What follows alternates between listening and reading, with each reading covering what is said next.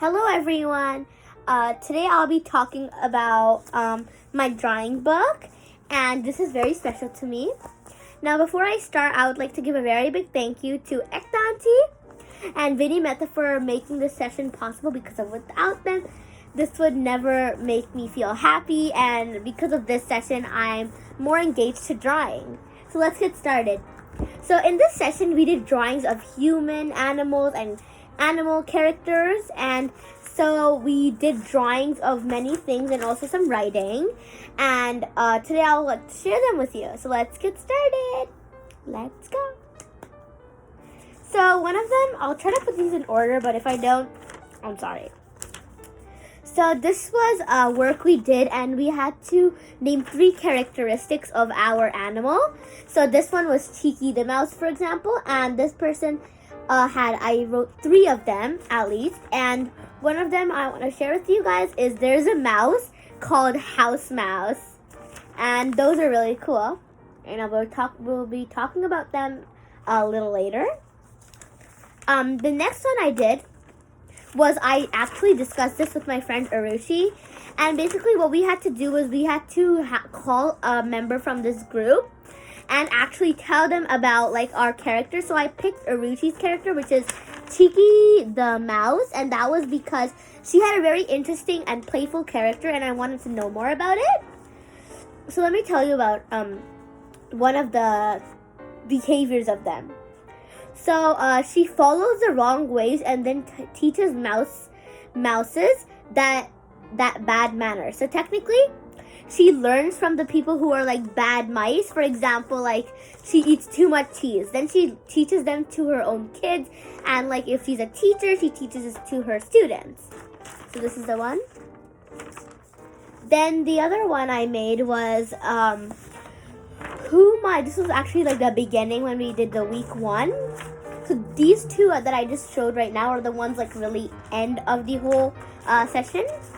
So this is this is who my human character's friends is. So my human character's like best friend is my sister, which aka is Snowy, and I really thought her character was my BFF because she's anyways my sister in real life, and yeah, she means everything to me. The next one I had was also from the first one, and this was my human character's favorite treat. So my human character's favorite treats are actually awards. So like they like to eat medals, all these things that are like awards, like plaques, medals, ribbons, and yeah, here's the one, and yeah. And this is I thought like they're like the thing that they should eat is award because it's really unique and different from all of them, and I chose it also because we can use our own imagination of what they can eat and then refer it to all of the other drawings I make. This was also week 1, and this was what my human character enjoys doing at the park. So this is like the area where she is, and she likes to play tag and chasing games with her friends. This is like the pond. This is like the grass area in the middle. This like I got this inspired by like my own like my park beside my house. It's like 2 to 3 minutes away, and it has like this like thing in the center of it, and like there's a whole pathway along like the outside, like the perimeter of it is all like a pathway to walk and bicycle and scooter. My next one is week 2, and this one we talked about tools and machines that our animals could use from their surrounding. So this is friendship. So lots of dogs, when like what happens is the real human characters need to know what they're talking.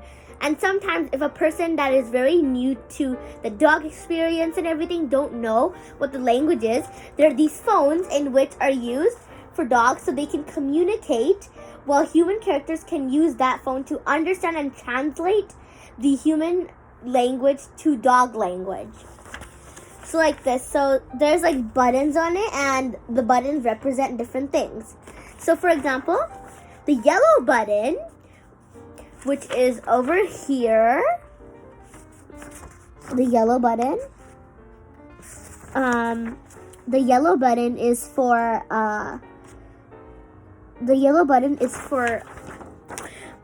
like using the human voice, and for the dogs it will be the language that is just the same.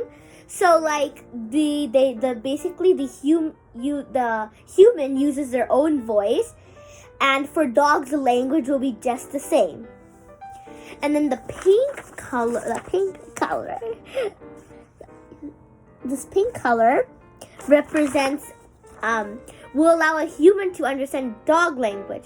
So the yellow one, just like a simple way, like a short, long story short, will be the yellow one is a human voice which the dog will be able to understand, and the pink one is a human will be able to understand a dog language. So here's the picture again, if you didn't catch it. Basically whole writing. I love to write so much. Okay. This is week 2 also, and this is the water finding machine. So, I thought about inventing this because, like, this only requires a few materials. And basically, it's like this dirt area, and basically there's a pipe that runs from it. And it leads to different paths. So I tried to think really out of the box, I would say. And when I thought out of the box, I thought about doing new things. So I thought to give the water, because the dog, it cannot find water easily. So you need a pipe which will help them find and locate the water easily. And then I also thought, like I said, out of the box, and I used that pipe to go to very different areas. So for example, one can go to Stanley Park, one can go to the Burnaby neighborhood, and many different areas too. Okay, here's the picture. The next one I have, so I'll be just maybe putting them. So yeah, okay, so this is something that is really cool. So I actually this is week 2, and this is like a shelter, so a tool so my human character can live in the wild. So the tool is the materials for this tool is bark, so thick bark. So if you don't know what bark is, it's like this. It's like the thing of the tree, the bark. And then there's wood chip pieces and stump from a tree. So stump is basically, if you're wondering, the bottom of a tree. So when a tree is fully cut, the bottom part of it, like circly part and cylinder part on the bottom, is called the stump of the tree. And then what we have to do is glue it together, and then we will use the wood chips to poke in the holes of the stump and bark. So the stump will have like some holes just laying around there because it's maybe homes to ants or something. And in those holes, we're going to be adding wood chips so that it can be like this tool. It can be like for scraping.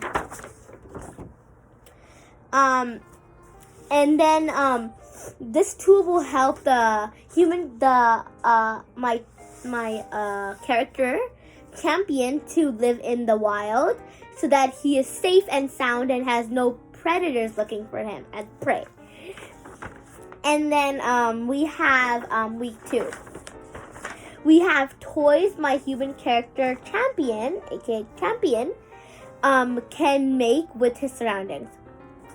So he weaved these baskets using grass. So in the olden times also, I was inspired by the olden times, so I did a little bit of research, and they weaved baskets with like grass, and they were very talented at that time because they didn't have too many things. Like the indigenous people, they had to make medicine with like herbs and stuff. So this is basically like a weaved basket with thin twigs and grass. So he can make a bracelet and a basket, and he could keep all his food and stuff he doesn't want people to touch. So here's the picture. The next one is also week 2, drawing 5. And this is a really interesting one I made. So this is, as dogs fight a lot, I developed a tool which will help the human character not end up fighting with someone else. So dogs like to fight with each other. I've actually got inspired this by the park. So There's, for example, a very big dog and a very small one, and the big one tries to scare the small one, and then things happen. But with my invention called the Flowericious, this cannot be possible. So this is a tool which will mix flowers together, which can be found in the wild parks.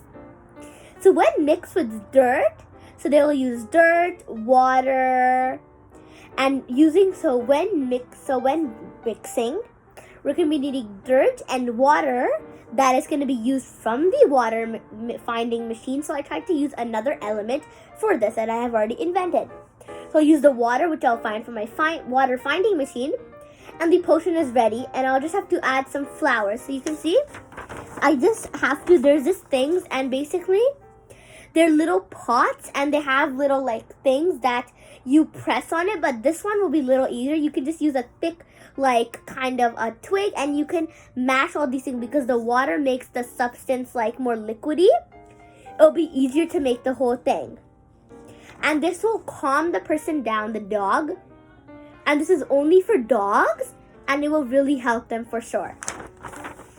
So here I use different types of like things. You will see like these are when they're all mixed together. The colors of the like flowers will be really less. This is like one of the ones that I made in the end. So this is my wild character, like a wise man, or this is a wizard, so a wise wizard. You see he has his staff. Staff. He has his staff, and he has his like magic fire, like. He's a wizard, so yeah. Then we have gotten a few more things just. Oh, well, this is actually a lot. Okay, this is a week 3. Finally, week 3. Been stuck on week 2 for a long time. So this is basically Cheeky the Mouse. So if food is hard to find, mice will actually eat each other, if you didn't know. So basically this is a house mouse. This is how a house mouse looks like. And they will eat fruits and grains. And I'll just say this again. Did you know that if food is hard to find for some mice, they will actually eat each other up. So they will one mice will eat another mice. That's very interesting. Okay. And then we are going to be moving on to, I'll just be getting a few out together. So this will be a little bit easier to work with. Okay. So here are the rest of them. So this is all week 1. All these 4 drawings are week 1. So 1, 2, 3, and 4. So let me just, so 1 is how my human character will walk in my animal world. This is really straightforward. Just they will kneel down to make a dog kind of action. Here's the picture.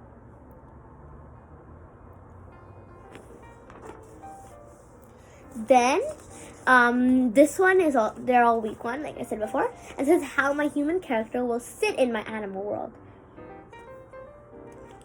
So this is like a cabinet for a dog. So this is zoomed in so you guys can see the small image. If you wear glasses, it's going to be a little bit easier for you guys to see.